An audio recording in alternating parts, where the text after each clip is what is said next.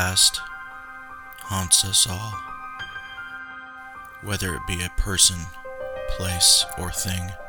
We are reluctant to let go. We call to the dead out of desperation and intrigue, searching for answers about what lies behind the shadows. We are paranormal researchers. We are Necromancers.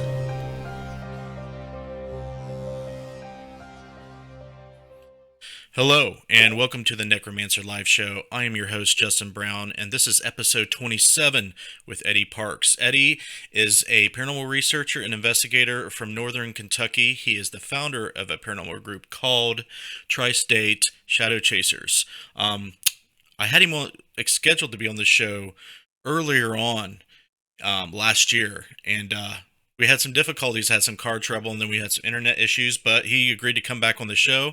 Let's not waste any time. What's up, Eddy? Hey, what's up, Justin? Glad to be on the show. Yep, we finally got you on here. I've been wanting to talk to you. I think we have a lot in common, but we're going to find out for sure tonight. Oh my God. I can hear it now, the third degree. Go ahead, hit me with whatever you want.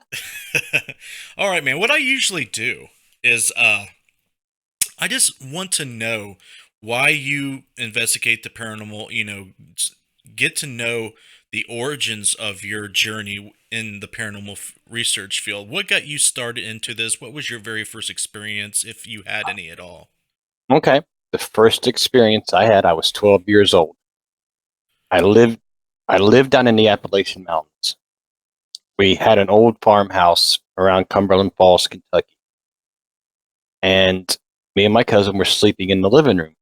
And it was a big farmhouse. The big old farmhouses, they had the double couches, and they had two couches in the farmhouse. Big old farmhouse, monster size.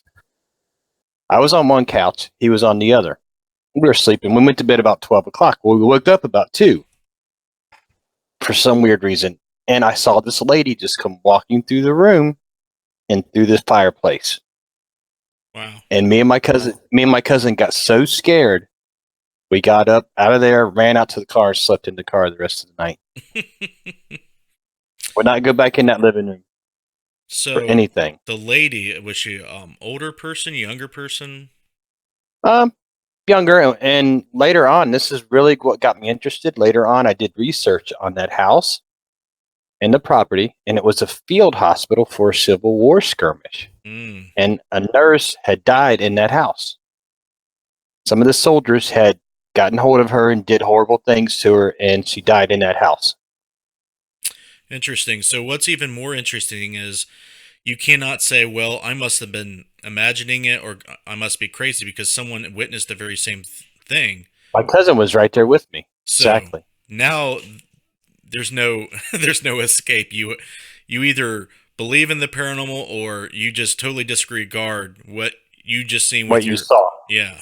And there's really no doing that. If you have that experience, there's really no doing that. And that's what makes the paranormal field interesting, is that there's folks out there that have never experienced that and probably never will. Do you think that's rare, what you experienced? Yeah, I do believe it is. And I think I experienced it for a reason.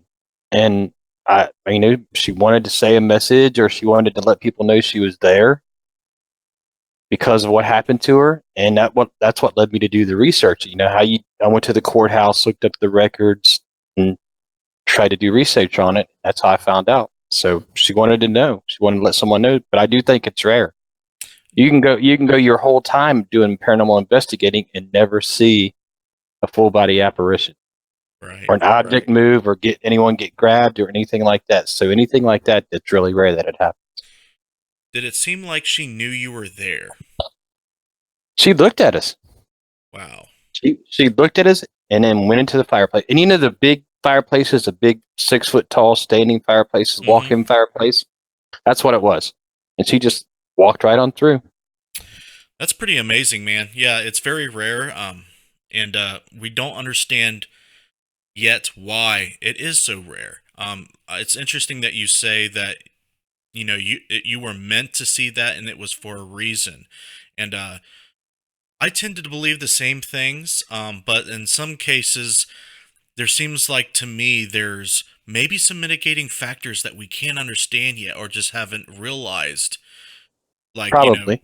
weather, environmental factors, frame of Mhm. mind. There's just so many. That's True. what we try to do, was what I try to do. Do you try to research those things and see if there's anything going on? I mean, what kind of data and what kind of things do you log when you go out and do your research? Well, okay. We do the weather. We always log the weather, the atmosphere, the humidity, the weather, the heat, the location. Before I even do the investigation, I try to get, to see what the location is built on, topographic map, whatever I can get my hands on. A deed search, see who owned the property, trace those people back, see if there's anything peculiar about them, see what the building was before it was what it is now.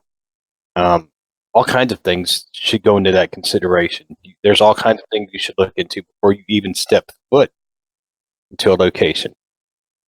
Right. So that's how what I feel. You kind of get your head around what you're actually trying to investigate. Mm-hmm. Kind of gives you some type of insight on how to proceed with the investigation, and if something happens, you may be able to make some connections with the things that you researched. Do you find that that's a common thing that happens, that you're able to make connections with history or any of the other aspects you just discussed? Um, History wise, it's about 50-50 because a lot of times I've been running into lately a lot of cases. The history, they don't want people to know what happened. So a lot of times it's not reported or it's hidden, things like that. But the atmospheric, you can check the weather records, what happened up to a certain time. You can always check the topographic map, always check the geological map to see what it's built on, what type of soil, limestone, rock, any springs, anything like that.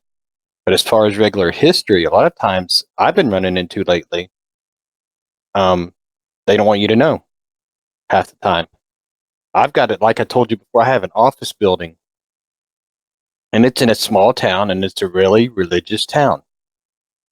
And the fact was hidden, and the only way I found it was through old newspaper clippings Hmm. that the dentist had an office in the building, came in there, caught his wife and another guy messing around and killed them both, and then killed himself. But that wasn't reported on you know, any level at all. No one knew it had happened. Right. It was an old office clipping when it had an old newspaper clipping that was, way back, and I had to go through film to get it. That's cool. I really glad that you do that, and I kind of felt that you were the type to do that just from talking to you, just briefly before we had you on the show.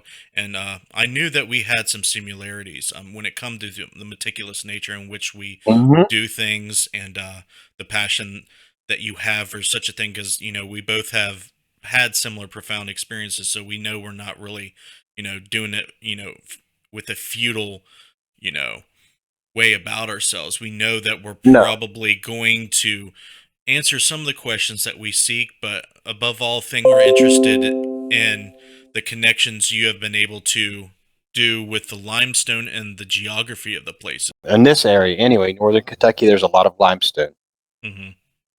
and a lot of houses are built on the limestone.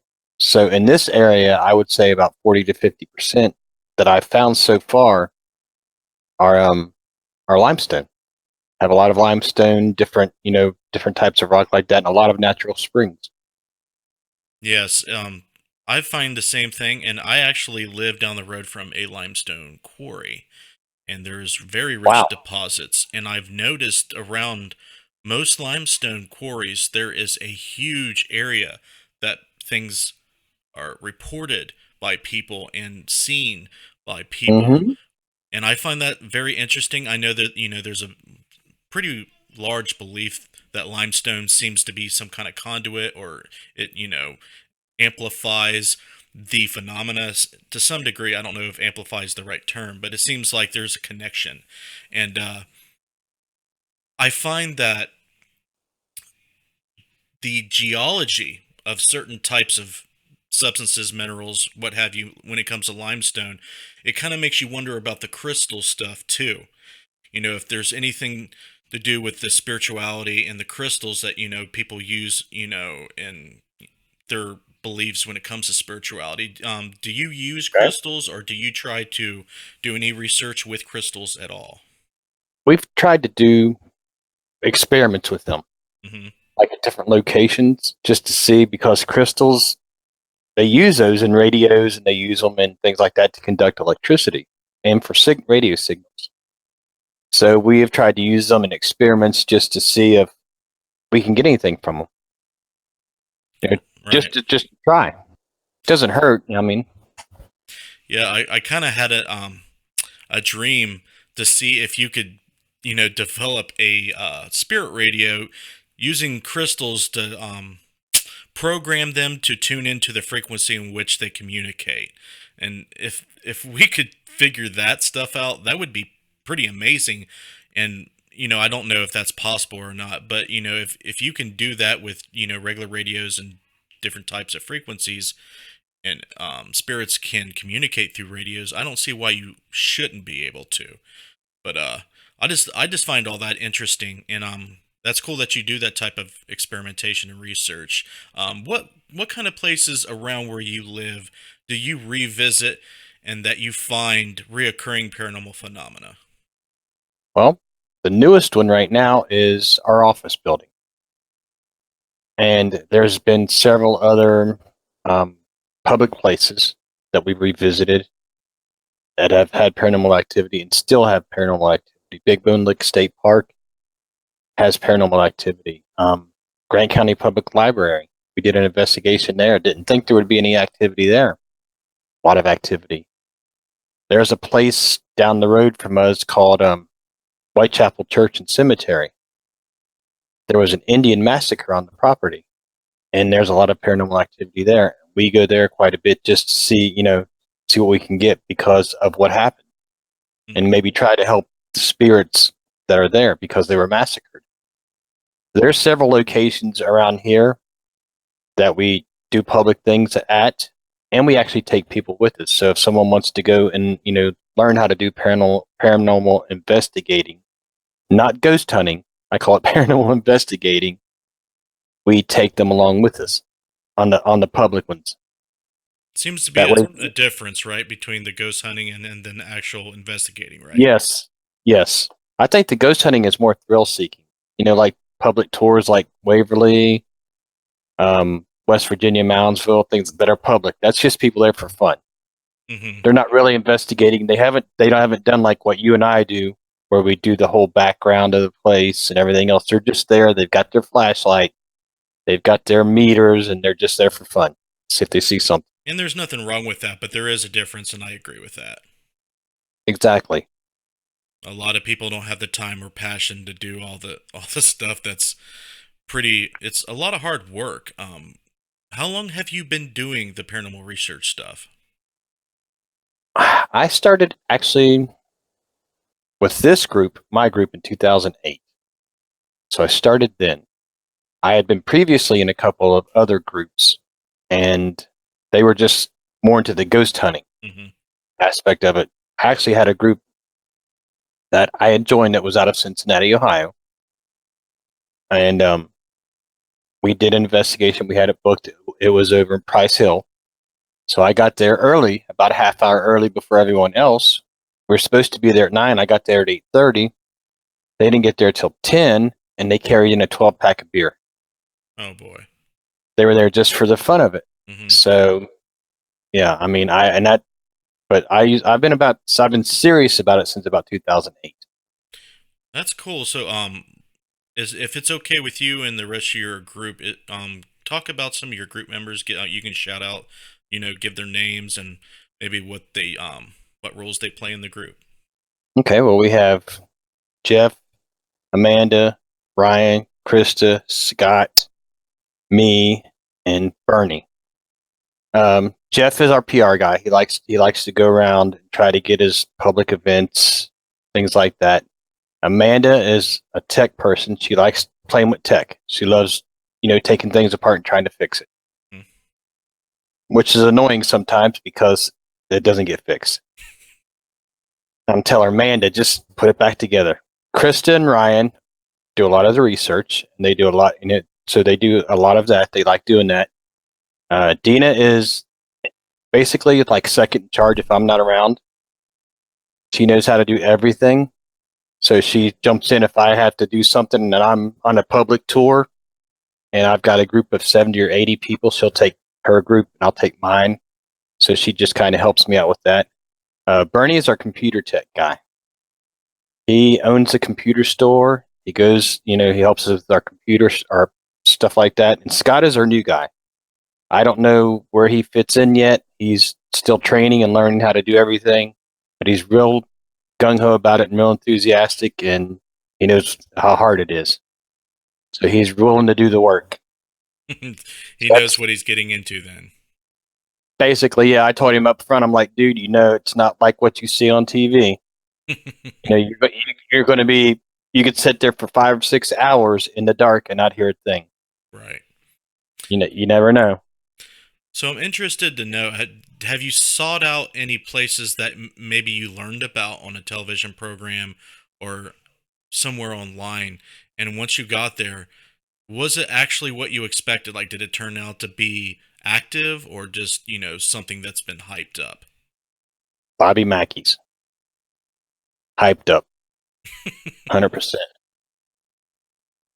What about a hyped up? What about a place that was not hyped up? Waverly. The first time I saw Waverly and thought about it was I saw it on Ghost Hunter. Mm-hmm. I'm like, I really want to go there, and went there, and it's what they say it is. I think you're right. Never in my experiences have I went into a place and felt like, some psychic on a TV. I actually felt like someone came in and just told me, you have 5 minutes to live. You're going to die. Waverly is a rough place. Yeah, it's active like crazy. We recorded people coughing out of thin air when there's no one there. I mean, there was a bomb raid siren that went off twice. No kidding. I've never heard that there. Seriously? Yes, and there's an old PA system that I heard a nurse talking over.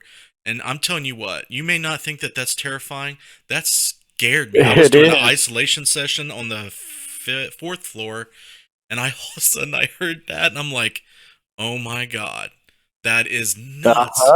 And it's interesting that when you go to these places, I'm sure you agree, to find out, what's hype and what's not, because the skeptics out there will say, it's all bull crap, and maybe they've been and maybe they haven't, but, the places that do hype it up don't seem to help the validity of the places that are not hyped up. No, Waverly, we've had like several cool experiences there, and I was like, yeah, this place is legit. It was unreal. I've been there 6 times. Well, discuss some of the things. I'm very interested to hear what you experienced there. Okay, well, let's see. Up on the 5th floor, the nurse's room, not room 502, but the nurse's station room, TV came on. You know how your TV has the white on it when there's no station? Yeah. No TV in the room. There's not a TV up there. There's no electricity, but the TV came on. I walked over toward it and it disappeared. What? That was one of them. Yeah, it was gone. I was sitting outside of room 502 doing, like you do, an isolation. I was just doing an EVP session just by myself. No one on the floor but me. Right. Because when I go, I just rent it for myself. I don't do the tour. I hate doing that. We were sitting there, and I heard a nurse crying. Crying and crying and crying. And she started wailing. And she said, "Oh, my baby." And then stopped. Wow. That is so sad. That's the whole story about her just tears me apart. Now, me and another person had come from the 4th floor down the stairs to the 3rd floor and turned to our left. It's the middle section of the stairs, the middle part, and turned to our left, and there was the red ball sitting there. So I'm like, we're going to experiment, see if we can get this ball to move. So I put them on one end about 20 feet away, and I'm moved about 10 feet away, and I'm like, okay, if you're here, can you move the ball for us?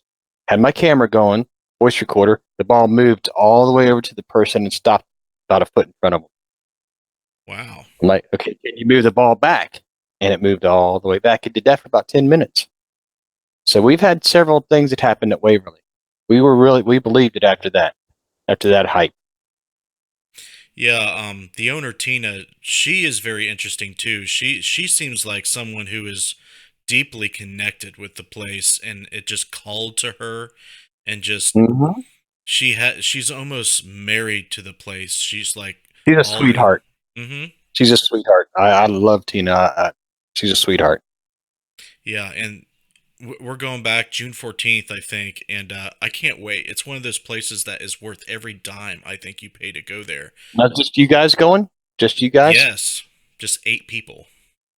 Well, we may to fill in the 2 spots. We're going to have a uh event to where we raffle off 2 spots for us, our followers, to go. We haven't done that yet, but we're thinking about doing that. So you heard it first on Necromancer. If you are a fan and you live near Louisville, Kentucky, stick around, because after the show, I'm going to tell you how you're going to be able to enter or be eligible to do that. So, not to take away from our interview, but it's just a place to check No, out. that's a good thing. That's a good thing. Now, are you only taking 10 people, though? Yep, it's a private investigation. You know, it's $1,000 Mm-hmm. minimum. So we Derek Schreiner went ahead and did the down payment, and we just, all chip in $100 a piece. And if we don't have the full 10, which we're too short, then we'll either, bring someone we know from another group or someone we've went on public hunts. But this year we're going to try to do, it's kind of risky because you want to kind of know the people you're bringing to the place for obvious reasons. Of course. But Because that's a place not to have a rookie investigator. no, and it's not a place to have a jackass either. No. Either one. Yeah. I agree with you there. That's a place not to do that. Right. So, hopefully, if we do it right, we can make 2 people really happy and give them experience they'll never forget. That is true. So, any other places high profile that people may know watching that you've been to that you like or have had good? Moundsville. That was a Yes. good one. Moundsville. We did that.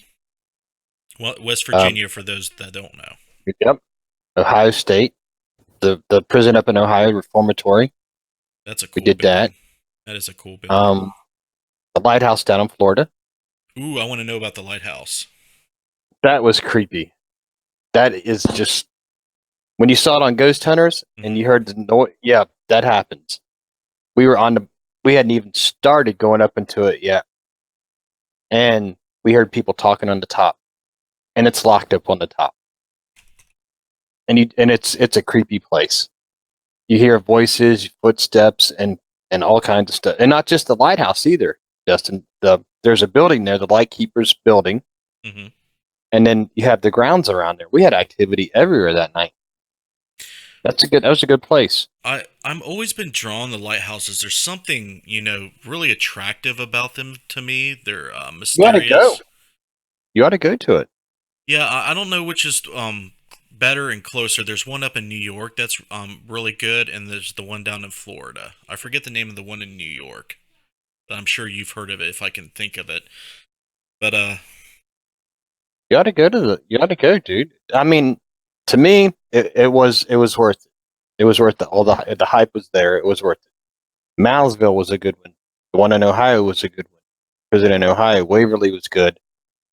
The only thing about these public ones, though, if you don't rent them out, you're going to be with 40 or 50 people, right. and it's so horrible that way. Yeah, Ohio State Reformatory is so expensive, and even Trans-Allegheny Lunatic Asylum, that place is even more expensive, and that's somewhere I really want to do, but I just want to stay away from the public because, for the obvious reasons, you're running around in there with a bunch of people. You can't get any evidence that way. Well, no evidence that you can, consider usable or anything, because you can't control all that, and everybody. You have to throw it out. But so how much is Trans-Allegheny? How much is that one? I haven't even looked.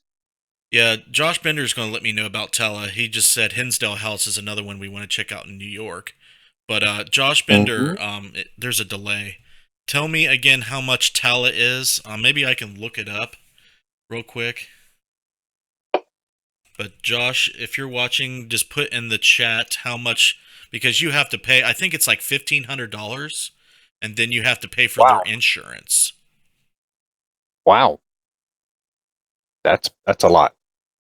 Yeah, it is a lot, and a lot of our money goes into equipment, and and we have bills and Mhm. families, so it's not like we can just dump a couple grand on a place just to check out for a few No, hours. exactly. But What have you done? Have you done Benton Farms in Walton? no, I have not. I've heard of that. That seems like that might be a place to do. Tell me a little bit about that. I don't even know anything about it. Actually, it just popped up on my radar. It's supposed to be a haunted farm that's had people, I'm dead in it and died and blah blah blah, the usual stuff. I haven't done any research on it yet, but it's in Walton and they do private ghost hunts and supposedly it's really really active. They've had the Booth brothers there. They've had who else there? They've had a couple other really good paranormal people or famous paranormal people there. Hmm. And I've not done it yet. I haven't even. I've just recently found out about it. So many places to go and check out. Josh says 1,750 for Trans Allegheny. Wow, Yeah. wow. And then you got to drive all the way up there.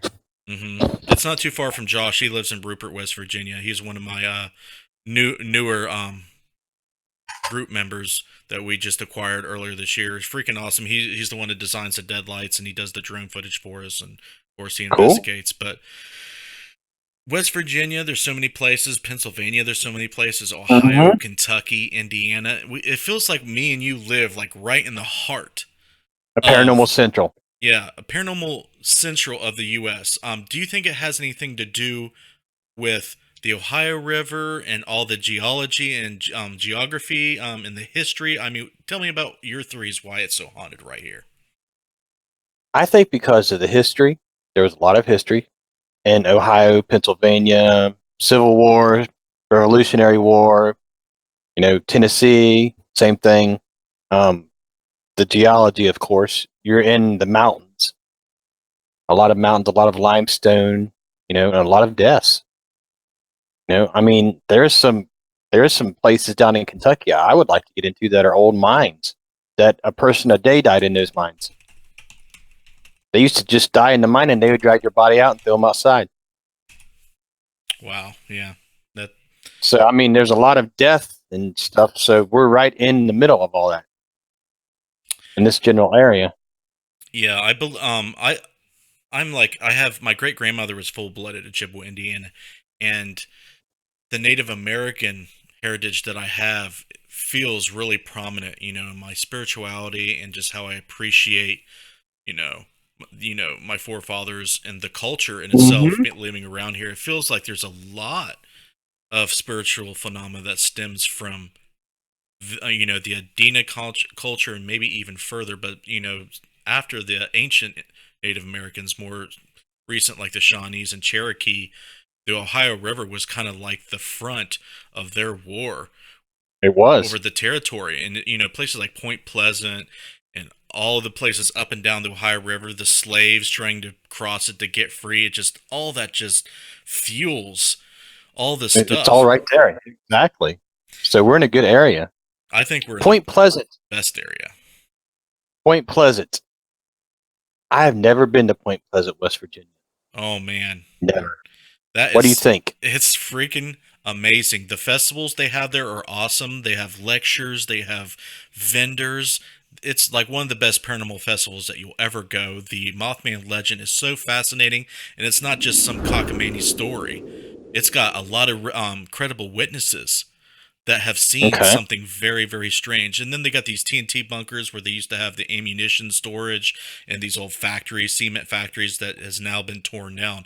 But just everything about it is freaking amazing. And thanks a lot, Scotty, for that $10 super chat, man. I really appreciate that. But you definitely need to go. September 17th, 18th, 19th, 20th, somewhere near the third Saturday in September is usually when they have their annual festival. And if you're not doing anything around that time, it's not that far away. You No, can it's get not. you can get there pretty quickly, a couple hours, and it's worth at least one trip. Really. Yeah, I've never been there. I have a I'd like to go documentary. there and investigate. I'd Yeah. like to go there and investigate. Oh, you would definitely like it. I have a documentary if you want to know some history. I do a pretty in depth one. It's a one I did a couple years ago, so the production value is not like it my stuff is now, but it's definitely one of my most watched videos. Yeah, I mean that's fine. I would like to go just to see about the Mothman because a lot of people don't believe in stuff like that. You know, Mothman, Bigfoot, things Hmm. like that. To Well, me, if you're going to investigate, you should have an open mind to investigate anything, just to see. yeah, a lot of people would say that you're crazy if you've seen a woman appear in your living room and then look at you and disappear into the fireplace too. Exactly. Yeah, society teaches you that that stuff doesn't happen, but it does. So, knowing that, you have to open your mind, like you said, to things like Bigfoot, Mothman, aliens. Um, there is um, Anything.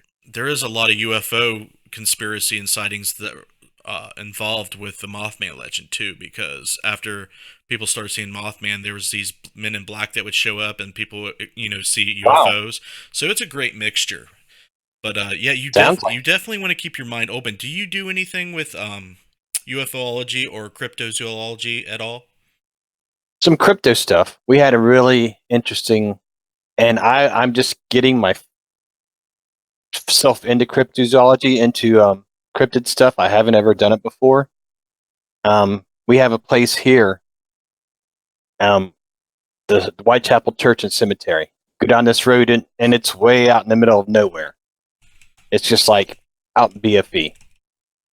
And we were doing an actual paranormal investigation. They're not even doing anything else. Walked into the cemetery, and the cemetery is about a half an acre. It's a good sized cemetery. And in the middle of that cemetery, in a 4x4 square, it looked like someone had taken tree branches and just thrown them and stuck them in the ground. Hmm. Now, and they were in a 4x4 square. I walked over to the fence line, which is about 200 yards away. And past the fence line, I saw the trees where they were ripped off of the limbs. Whoa. So we started investigating that, and I'm like, what could have done this? Yeah. And they were in the ground about 6 inches. So whoever took them just like a javelin, because there were no footprints, nothing around, anything. So the next day we went back, me and a friend of mine walked behind the church, and you go down the hill. Well, down that hill, you go over another hill, and there's a big creek. Well, we were going down to the creek to see if we could see any footprints, and a rock came through the trees at us, Uh about the oh. size of a softball, and hit the ground in front of us. Well, you know what that means. Something was there. We didn't see anything. And we went on down through there, and we heard something running through the woods. So that kind of got me interested in cryptozoology things. I had never done it before. So I've got the BF Bigfoot Field Research Organization out of Kentucky.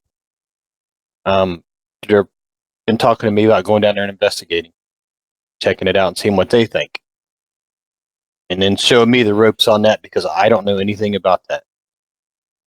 Yeah, But it's it's definitely something you probably, if you have the time and the resource and energy to get into, try to check some of that out, because if from the what you just told me, I don't know how many times I've heard the same things from other people that have had Bigfoot experiences where they've actually seen the Bigfoot with the rock throwing and the limbs being torn off trees and just stuff that just seems very odd. It's it was. it's crazy that if something like that can be real, why in the heck don't you know what's going on here? Same thing with the UFO sightings that everybody sees and everything. It just seems like all that stuff this is pushed off, the secrecy behind all these things that the government and other people probably know about, but it just seems like it's not made public.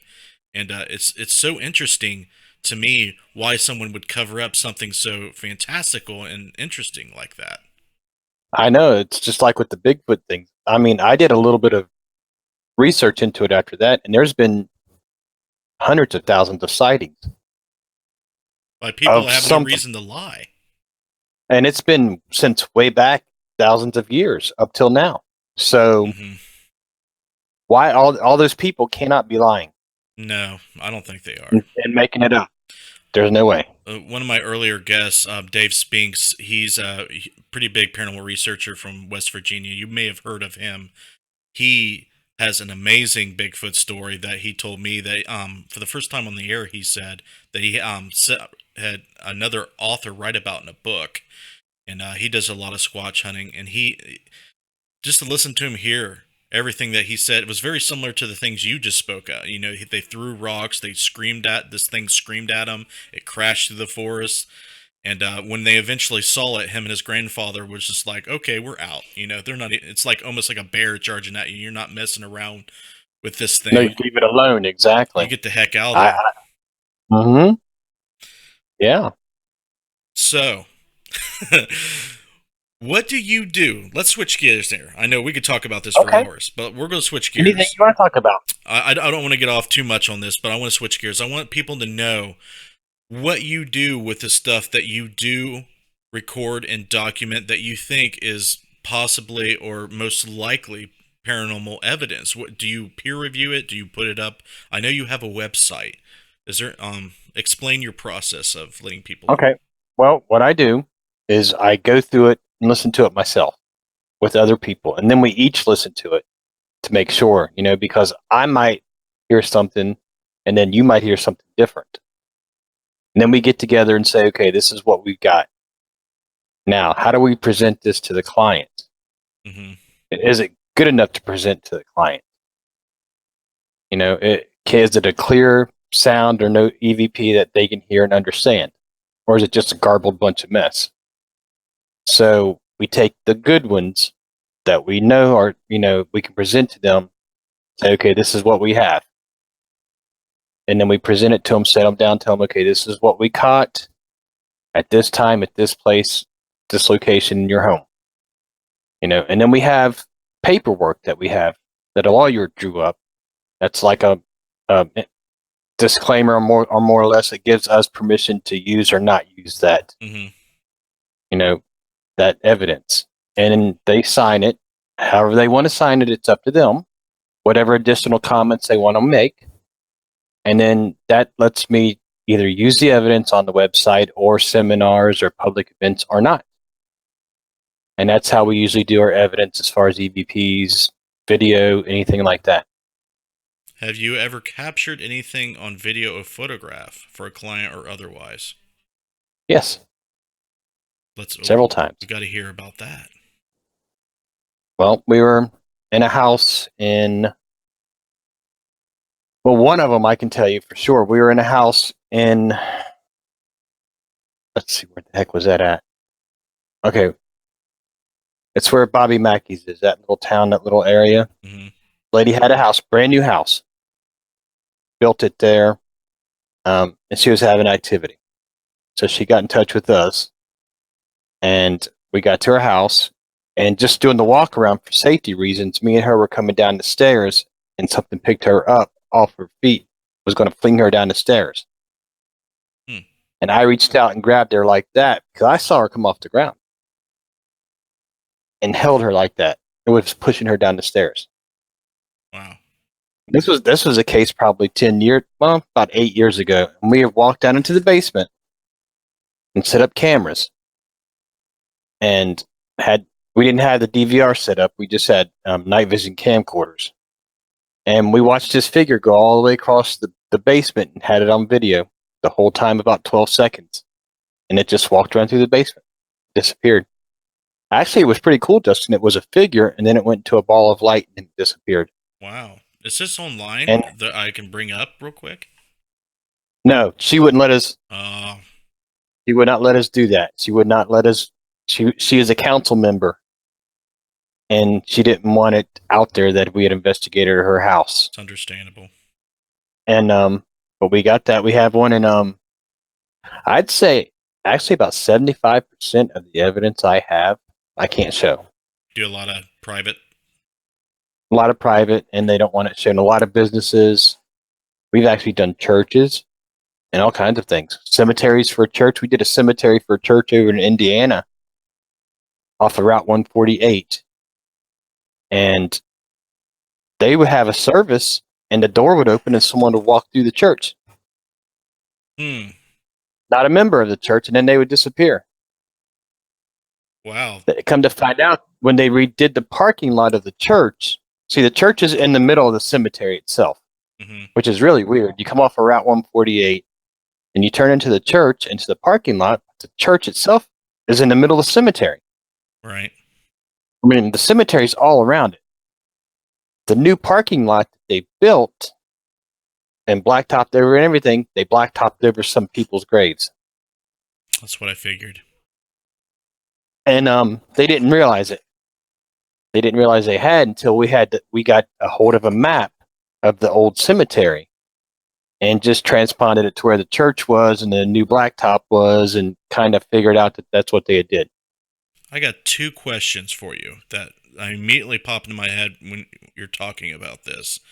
Do you believe that the desecration of someone's final resting place is a recipe for that type of phenomenon to occur? And what was my other question? Oh, do you believe that churches are hot spots for spiritual activity like that for those types of reasons, like maybe a mistreating of a burial ground, or maybe a place that someone liked to go in their life and had a lot of love for? I mean, I find that churches are pretty active, and a lot of churches aren't really open to the possibility that there's someone haunting their grounds. I mean, what do you think about those two things? I think that I never used to believe that cemeteries had any activity. I would just be straight up honest and tell you no. They did not have any activity. But recently, in the past few years, I have seen a few cemeteries that have activity. And it's because of they've been buried over, bulldozed over, or, things like that. Now, why? I don't know. Why would your spirit come back there where you didn't pass away or anything like that? I don't have a clue. I'm going to interrupt you for a second to hold that thought. I have a possible theory that a young man from a teen paranormal organization from New Jersey has a theory that I'm going to tell you about. But go ahead with what you're saying. The reason now, why. as far as the church, I believe that churches have a lot of paranormal activity because of, like what you said. Someone's going back there because they love their church. Maybe because the church was built on a burial ground. Maybe there was a death at the church. I investigated a church one time that a preacher killed himself in the church. He had gotten with one of the people in his congregation and got her pregnant. This was in the 1930s. Oh, boy. And they found out about it, and he killed himself up in his office in his church. Yeah. So it's a possibility that churches are haunted, but you're right, they're not very open to that thought that their building could be haunted. But it's interesting when they call you in. Exactly, because then they don't know what to do, and it's like, hey, we've got this going on, and we've prayed and preached and fasted and whatever they do, and we can't get rid of it. Okay. Now, in cemeteries, and when people are buried, there are a lot of times they're buried wearing jewelry or with items that they owned. Now, if the theory about items being haunted and the things that they're buried with having some connection or energies tied to them, that would explain why you see things, or there might be spiritual phenomena happening around these places. And that never really occurred to me until the young man a couple shows back had mentioned that. I'm like, wow, you're right. That's a really good that is concept. A theory, yeah. That is. Now, what about this? A lot of times, too, people were buried with rings and watches, and before they were put in the ground, they were stolen. Yes. I cannot understand for the life of me how someone could desecrate someone's grave to steal from it. I mean, you have to be in a pretty bad place to do something like that. Exactly. But it happened a lot. I mean, someone have a gold watch and you'd be burying them and you just reach down. Who's going to say anything, you know? Right? Poverty does a lot of bad things to people and cultures and communities, but still, I think I'd just rather just croak, starve to death, or whatever until I do Or that. exactly. But yeah, churches are something that seems to be a trend that I've seen a lot of people are investigating, especially old abandoned ones. I mean, Mm-hmm. Catholic ones I've seen a lot. There's Sadamsville Rectory over there near Bobby Mackey's that was hyped up a lot by Ghost Adventures. We never really got anything concrete there, but what was interesting was the John Baring, case with the molestation of the children in the Catholic Church and everything. That makes you wonder too if doing something like that, being involved in the church, can attract some nasty things. Exactly. And I agree. The Whitechapel Church we're doing is an old church. Activity all over it because of what happened on the ground. Mm-hmm. It there's so many possibilities and so many questions, so many angles you can think about when it comes to the paranormal. It's almost overwhelming, but at the same time, people like us, It's just exciting. challenge accepted. I'm going to sit here in the library Mm-hmm. for weeks until I find what I'm looking for, or I'm going to It's go out. exciting. Right, it's exciting, but you go out there time after time, listening to hours and hours of nothing, and then all of a sudden, boom, there's something there, and it is exciting, like you said. Before we end the show, what type of equipment and what type of methods do you use to try to make sure that what you get is validating to the client or to yourselves? Have you developed anything unique, or do you use any type of methods to really, strengthen the validity of what you either experience or document? Well, there are different things we like to do. Like if we're doing an EVP session, like you do, we do it just to us, one person in the room. We make sure there's no one else in the room, and we put a camera in there. That way, it's validated that way because if I'm doing an EVP session and it's just me in that room, how are you going to know it's just me? Right. We do that a lot. That way, the client can't say, okay, well, you had a person standing next to you making that noise. I'm like, Mm-hmm. no, there's the camera. It's on me. We do that a lot. We back everything up. So if we don't investigate by ourselves usually. That way, there's two people that see what we're doing, Mm-hmm. and also we're always videotaping everything. If I don't have the DVR up, I've got an 8 camera DVR plus handhelds. So if we're going around investigating, let's say you and I were in a building and I saw something and had it on videotape, you would have it on videotape too. That way it's backed up. That way that we can't say that it's faked or phony. Mm-hmm. Because if I'm going to present something to the client, I want to make sure that I know it's real to best of my knowledge to present to them, and there's no way it's fake because I will debunk it all the way down to the very, very end. And what I have left over is what I present to them. What I can't explain to me or you or anyone else. I go, okay, this is what we can't explain. This is why we can't explain it. And I make sure that I tell them that. You could set a voice recorder down and walk away and put a camera on it and stand 10 feet away and make noise. Right. Or you could make a video and just have the video camera shining in a room and you can make all kinds of noise behind it. But if you're there with me and you have a video camera and you're watching, you see that nothing's going on. Mm-hmm. So I always like to back up my things like that because that way I'm not just presenting something fake. I've seen that too many times. Mm-hmm.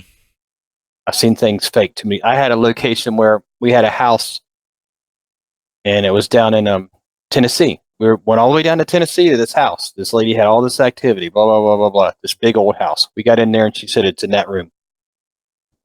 I'm like, what do you mean it's in that room? She said, it just stays in that room. So we walk in the room and I hear this tapping and this noise and everything. And I'm like, that doesn't sound right. It sounds real muffled. So I walk around the room and I go to this closet and the closet's locked. I'm like, do you have a key for that? No, we can't get in that closet. I'm like, I need to get in that closet. So I open the closet and there's a speaker, a wireless speaker. Oh boy. So that's what I'm saying. A lot of things are fake nowadays. So you have to really back things up, or you get your ethics and your morals should always come first. And if you can't, you have to back it up because you have to present that to the client. Man, You can't just I'm you very can't do fake. right, but I'm very curious the look and your reaction to seeing that speaker there, man. That's I'm like, I just shook my head and I'm like, it's time to pack up and go. man, that And that's is what we did. I told her, I said, why did you do that? She said, I want to sell my house. And she said, and she tried to give me part of the money. She's going to sell her house. If it was haunted, she said it would be worth more money. And if we could validate it that it was haunted, she would give me part of the money. wow. And I'm like, no, I'm sorry. And I left. I'm like, I can't do that. That's against my morals. Wow. And that's awesome. And when and back to all the stuff that you do to try to make sure that it's valid and make sure you can present the stuff to the client to make sure not it's fake. That's great, man. We do a lot. What we call that is called cross checking, especially Exactly. you have multiple recorders, you check them, you hear something if it's on both, and with the camera, with the Exactly. EVP experiments, even when you move or hear a sound, you Oh, can see what you're doing, so that mm-hmm. helps too. And there's so many things that you can possibly We rule do the out. same like that. Yeah. So I Same thing. knew that we had a lot in common, but I just wanted to make sure I have good intuitions, and I'm really going to make an effort to if not at an event, to try to if there's a case in our area close to each other that we're going to start working together, because I think that we can really We have a lot in common. We do. I think We that do our things the same way. Yeah. I think that we could probably benefit from doing some collaborations with each other. Like, yeah. And plus, it'll be fun and cool to hang out with like-minded people. I love doing that. Mm-hmm. Exactly. We're reaching the end, my friend. Why don't you tell the folks watching how they can go to your website, how they can follow the work that you do, and any events coming up that they can go meet you at, or anything like that you would like to announce. Okay. Well, our website is tristateshadowchasers.com. You can always go there and check it out. And we have a public event January 20th at Ross Opera House in Cynthiana, Kentucky. That's free to open for the public. It's $25. The money goes towards restoration of the building. We don't get any of the money at all. We don't keep any of it. We're just there basically to do the investigation. That's our next public event. And if you ever want to get hold of us for anything, you can get hold of it. There's information on our website. We're based out of Grant County, Kentucky. But, if you need any help with anything, we'll come and help you. That's what we're mainly doing it for, to help people. Yes, if you live in that area and if you're looking for help, I would get a hold of Eddy. Sounds like he's somebody who can definitely help you and tell you whether or not something's going on or not, because there's a lot of people out there are just looking for the one thing. They're not going out there to try to find what's actually going on. What's going on? Exactly. They're not.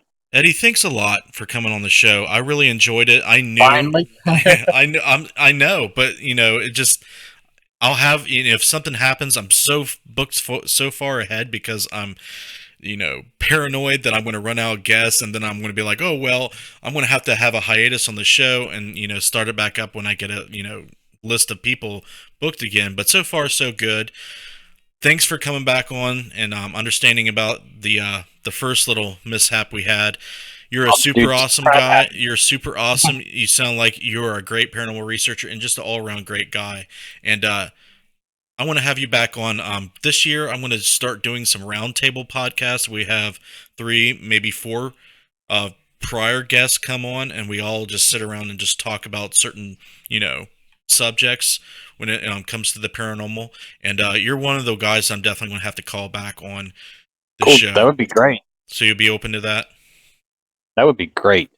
All right, buddy. Just to hear other people's views would be great. Yes, please, everybody, go check out his website. I'm sure that there is going to be something cool coming up with the events that he's doing. Just to meet him and to see him in person would definitely be cool. Just show him support. That's what this show's about. And I'm going to talk to you sometime soon, Eddie. I want to let you go, and you have a good night. And All right, Cap. good luck in It's 2018. been great being on your show, dude. I Been great. appreciate I've it. enjoyed it. I All have right, I'll talk to appreciated you it. later. All right, buddy. You have a good one. Bye. All right, bye-bye. All right, folks, there you have it. Eddy Parks, super awesome guy, very good paranormal researcher, Tri-State Shadow Chasers out in Northern Kentucky and Grant County, Kentucky. All right, guys, go to his website. It's in the cards in the upper right-hand corner, and it's in the description. So you can check out his work there, contact him there, and if he's on Facebook too, he doesn't have a Facebook page, but if you want to send him a friend request on Facebook and just let him know that you've seen him on Necromancer and you'd like to connect with him on Facebook, I'm sure he would be open to that as well.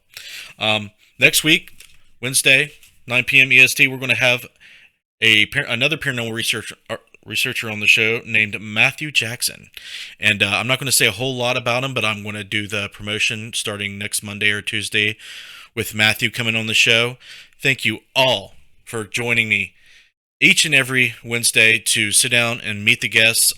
This is a super awesome opportunity, and I'm blessed to have this opportunity to not only have people come on the show and talk with them, but to see them, interact with you on video is something really cool, and I have a lot of passion doing. And I want to say a special thank you to Scotty Fox on here. He comes in every week. He super chats money almost every show, and that helps me out tremendously. It's not only an incentive to keep on doing it, but it just shows so much appreciation to me and lets me know that, you guys out there appreciate the show and that I'm doing things well for you guys. So let's talk about all the ways that you can follow not only the show, but my paranormal research that I do. Each and every show I talk about our Patreon page. We have 2 supporters currently, but if you are interested in not only supporting the show monthly, but you can support our paranormal research, which costs a fortune. Okay, we are also an independent film company that does documentaries and does a lot of video stuff. So if you're interested in helping us a little bit more each month, you can donate just $1 to our Patreon each month, and you'll be put in an exclusive Death Trippers Facebook group, and you'll be, privy to a whole bunch of exclusive content, videos, promo codes to our merchandise on our website, live streams that no one else can get access to, all kinds of exclusive content. So check out all that stuff on patreon.com, support Interface Death. There's rewards for how much you donate as well, so all the information is available there. Follow the Necromancer Show on Facebook. And also the Interface Death stuff. If you want to follow our paranormal research, you can check out what we have on Twitter, keep up to date with what we're doing, and Instagram as well. We always shout out the Patreons. We still have Matt Bitton and Clay Borman going strong. If you want to be shout out on not just the Necromancer Show, but every live show and video that we do, if you are a donator to the Patreon, you will see your name on all the stuff that we do. So that's a little bit of a extra incentive to do that as well.